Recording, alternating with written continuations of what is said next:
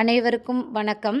நாம் இன்றைக்கு பாக்கியம் பயனுள்ள தகவல்களில் என்ன பார்க்க போகிறோன்னு பார்த்தீங்கன்னா, ஸ்டாலின் அவர்கள் அறிவித்துள்ள அறிவிப்புகளில் மிகவும் முக்கியமான ஒன்று தான் பார்க்க போகிறோம். அது என்ன அப்படின்னு பார்த்தீங்கன்னா, எல்லாருக்குமே தெரிஞ்ச ஒரு விஷயம். கரூரில் விஜய் பிரச்சாரத்தின் போது பார்த்தீங்கன்னா அதிகமான மக்கள் உயிர் இழந்த சம்பவம் தான்.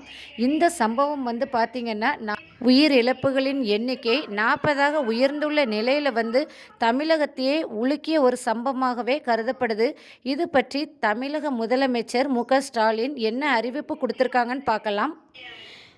கரூரில் விஜய் பிரச்சார கூட்ட நெரிசலில் சிக்கி உயிரிழந்தவர்களின் குடும்பத்துக்கு தலா ரூ.10 லட்சம் நிவாரணம் வழங்கப்படும் என முதலமைச்சர் ஸ்டாலின் அறிவித்துள்ளார்.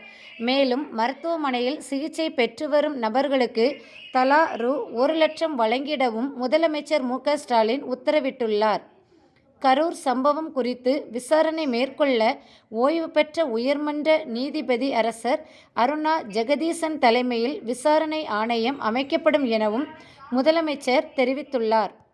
கரூரில் விஜய் பிரச்சார கூட்ட நெரிசலில் சிக்கி 40 பேர் உயிர் இழந்தனர் என்பது குறிப்பிடத்தக்கது.